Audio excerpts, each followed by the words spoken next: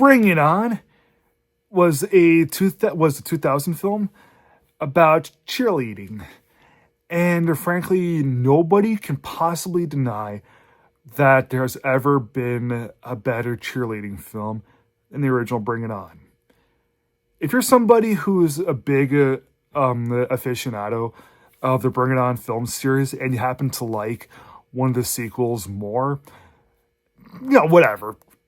At least admit that there's no better cheerleading film franchise than the Bring It On franchise. So, as I said, the movie came out in 2000, and the movie really, really screams early 2000s. It's got Kirsten Dunst, who was really, really, really big back then. She still is big now, but back in 2000, like, teenage Kirsten Dunst in the early 2000s, great to see. It's also got Eliza Dushku and Gabrielle Union and Jesse Bradford. So, yeah, this is one of those films that, as I said, very, very early 2000s, kind of like Road Trip and Euro Trip and some other big teenage comedies from that era. Except Bring It On isn't really, it's not a sex comedy like most of those films are. And, I take my hat off for that. Because so many teenage comedies from back then were sex farces. And Bring It On trying to contain itself and to be something more attainable, more serious. I appreciate it for going that direction. So the movie deals with this high school from San Diego, where the football team sucks, but the cheerleading squad is like the best in the state. It's the best in the country. And when they go to the cheerleading championship, so like not football games, those are pretty much just practice for them. But when they go to actual competitions just for cheerleading, there's like really no beating them. Kirsten Dunst she's now a senior in the film, and she's now the captain of the squad. She finds out that that most of their cheers have all been stolen from the school in Los Angeles. So what she wants to do is make it to the Nationals with their very own things, like get rid of all the stuff that they stole from the Los Angeles high school, and really to come up with something that's brand spanking new, all their own honesty.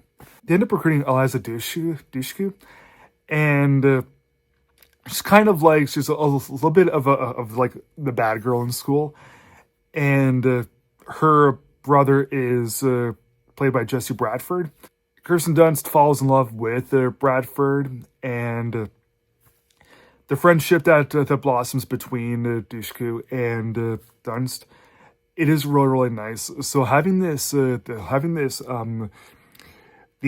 dynamics between the three leads and some of the other cheerleaders is it is worth seeing, because it's so real, so natural. Like yes, in high school, lots and lots of teen romance, but also lots of focus on extracurricular activities. No, the movie does not do a whole lot in showing academia and actual school work and homework and anything like that. But, a lot of students in high school, I promise I wasn't one of them, but yeah, a lot of them would just focus on extracurriculars and the social life, and just try to coast by their academics. And to Bring It On is one of those films that really exemplifies that. So while the movie is progressing, like it's really not that long of a film. It's only like maybe an hour and 40 minutes.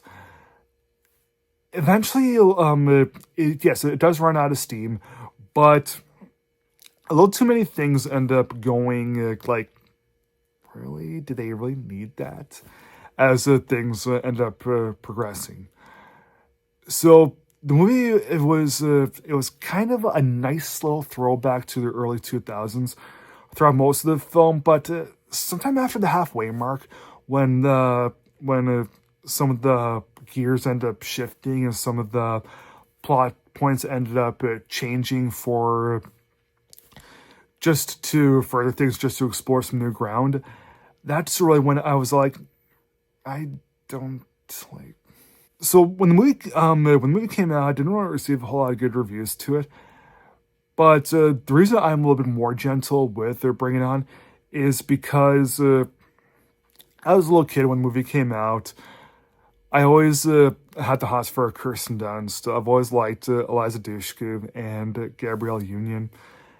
And yeah, the little kid inside of me who always like reminisces about that era. The movie's kind of for that kid inside of me. But it's still not really one of those things that I can comfortably give a proper thumbs up to, because as I said, a little too many things flounder as things end up progressing. But whatever, a lot of people probably will end up liking the film if they're to revisit. And if you liked it way back when, that's fine too. I was thinking about doing a cold open of a cheer, especially the the cheer that happens at the very beginning of the film. But whatever, that would have been way too cringe. Whatever. So I feel like giving her Bring It On from 2000 2.5 stars out of 4. Thanks for watching. Please like, subscribe, comment, and I'll see you again next time.